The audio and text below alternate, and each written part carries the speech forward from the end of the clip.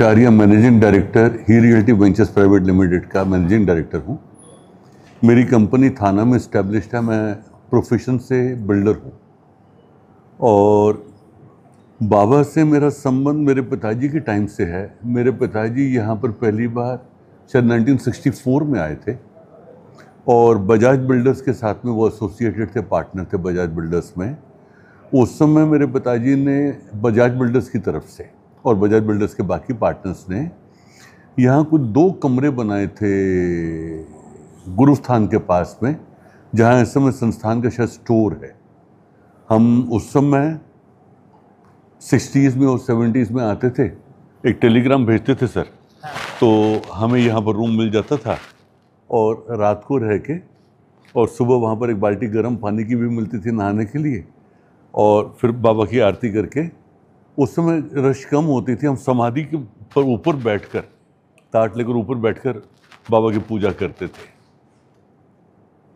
तो बाद में फिर रश बढ़ने लगी और मैंने जनेऊ यहाँ पर पहने हैं।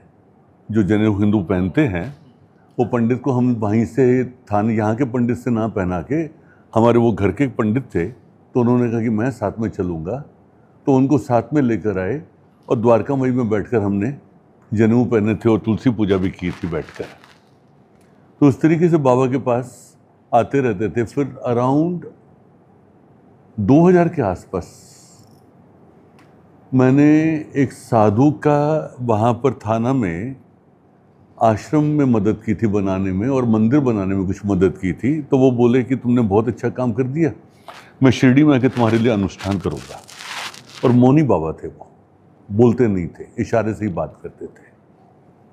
तो उस समय पहले क्या था कि हम दर्शन करने के लिए आते थे। आरती थोड़ा सा वो लगता था कि बहुत टाइम जाएगा तो आरती की तरफ नहीं आते थे। तो बाबा के साथ में मैं जब अनुष्ठान करने के लिए आया तो मैंने कहा हर हफ्ते में आके आपको यहाँ पर आपके जो खाने पीने के जो सामान है कुछ है और कुछ और ज़रूरत व्यवस्था है तो वो करके जाऊँगा जब तक आप यहाँ पर हो। तो वो करीब 3 महीने यहाँ पर रहे शिरडी में। तो एक बार 12 बजे की आरती में मुझे साथ में लेकर आए, बोले चलो आरती करेंगे। और वो उनके सब इशारे की बातें होती थी। आरती में लाए सर, आरती हुई तो एक गुलाब का फूल समाधि से उन्होंने उठाया और मुझे हाथ में दिया, बोले खा। तो मैंने कहा कि यहाँ पर गुलाब का फूल पता नहीं क्या पानी है, क्या उसके अंदर जर्म्स है कि क्या है, कैसे खाऊं।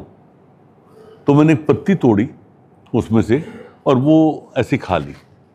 तो मेरे को एकदम से घूर के देखे, बोले इशारे से बोले खाओ। तो मैंने कहा उनसे बाबा इसके अंदर पता नहीं।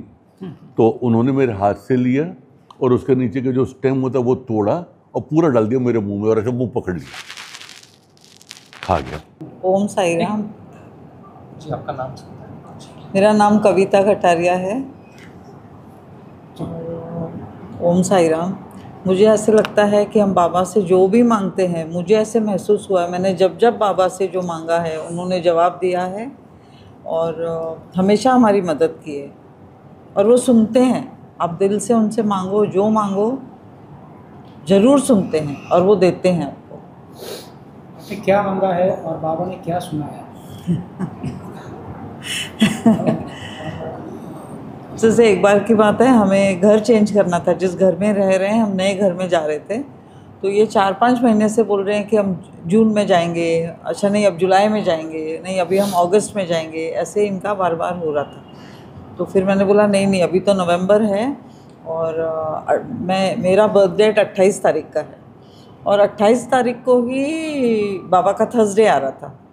तो मैंने बाबा से कहा मुझे नहीं मालूम है कुछ भी, 12 दिन है आपके पास, आप 28 तारीख को मुझे भेजो नए घर में, है ना। तो ये बोले कि मैं तो इतने टाइम से बाबा को बोल रहा हूँ, तू बोल के देख। तो मैंने बाबा को बोला तो बाबा ने हमको 28 तारीख को ही थर्सडे के दिन नए घर में हमारी पूजा कराई।